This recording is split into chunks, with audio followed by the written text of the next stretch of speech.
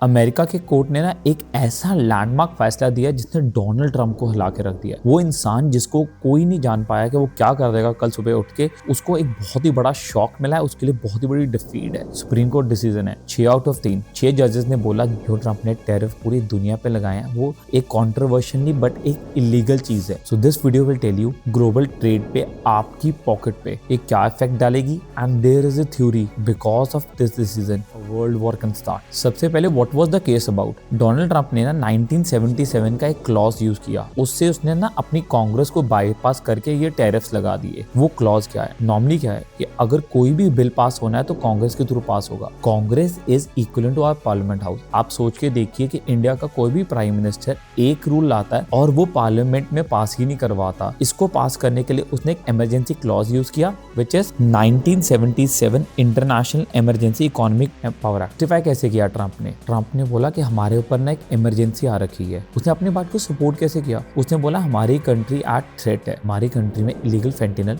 Which is a drug, trade deficit है और national security है। इसका हवाला देते हुए उसने रूल को पास कर दिया। बट द प्रॉब्लम केम जब सुप्रीम कोर्ट के जो मेजॉरिटी है led by chief justice John Roberts said कि कॉन्स्टिट्यूशन में जो कांग्रेस मतलब उनकी जो पार्लियामेंट हाउस है उनके पास अथॉरिटी के वो टैक्स को इम्पोज कर सकती है। ये प्रेसिडेंट का रूल ही नहीं है, प्रेसिडेंट ये कर ही नहीं सकता। एंड सबसे ज्यादा कंट्रोवर्शियल बात पता क्या है, जब ऐसी 9 जजेड कमेटी बैठती है तो इवन जो जिसके खिलाफ केस है, फॉर एग्जांपल है ट्रंप, उसको भी राइट मिलता है कि कुछ जजेस को वो अपॉइंट करे। फनी बात यह है कि जो जजेस उसने खुद अपॉइंट किए थे उन्होंने भी उसके खिलाफ वोट किया। Now what is the big deal, आपको समझना जरूरी है 2025 से लेके आज तक around 130 to 200 billion dollars America ने इससे कमाए हैं। अब वो कोर्ट कह रहा है इट्स एन इलीगल मनी, उसको वापस किया जाए। स्मॉल से बड़ी कंपनीज ने पैसा मांगना शुरू कर दिया। अब यहाँ पे 2 चीजें होंगी, पहली बात है नॉर्मल इंसान के लिए चीजें सस्ती हो जाएंगी और कंपनीज को भी वापस पैसा मिलेगा, पर फेडरल बजट में इसका बहुत बड़ा नुकसान होने वाला है। उसके साथ साथ जो डेमोक्रेट्स है उसने कहना शुरू कर दिया कि ट्रंप ने एक इलीगल टैक्स लगाया था और in Trump is doing something which is very wrong. यहाँ तक कि जो रिपब्लिकन्स हैं उनमें भी 2 धड़े हैं। पहला धड़ा बोल रहा है हाँ सुप्रीम कोर्ट ने कॉन्स्टिट्यूशन को प्रोटेक्ट किया, एंड दूसरा धड़ा घबरा रहा है कि ट्रंप के पास एक ही वेपन था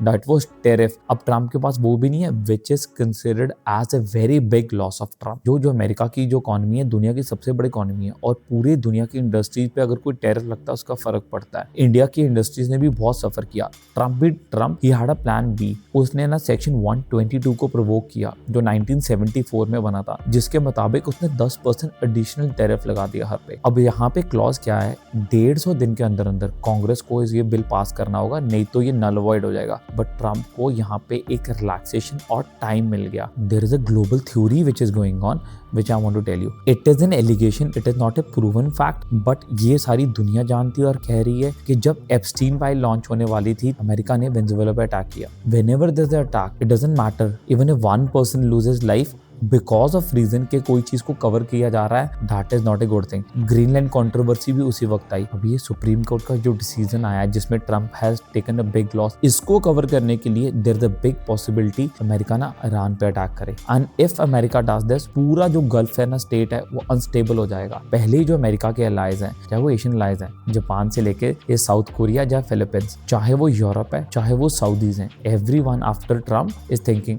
America is no more dependable. And कुछ नहीं पता वो कल को क्या कर सकता है। Give me opinion, right in comment, क्या इंडिया को अमेरिका पे ब्लाइंडली ट्रस्ट करना चाहिए जिसके खुद के अलाइज भी आज उसको ट्रस्ट नहीं कर रहे हैं? बिकॉज अगर ईरान पे अटैक होता है, अमेरिका तो बहुत दूर है, डायरेक्ट इन्फ्लुएंस हमारे पे आ सकता है। And as we all know every Indian is lover of peace, we love prosperity and we don't want war and a loss of single life. I try to make videos like this on international and national topic ताकि मैं हर चीज आपको easily बता सकूं। For me India comes first, then religion, then politics. अगर आपको video informative लगी तो प्लीज लाइक और सब्सक्राइब करना बिकॉज इट रियली मैटर्स।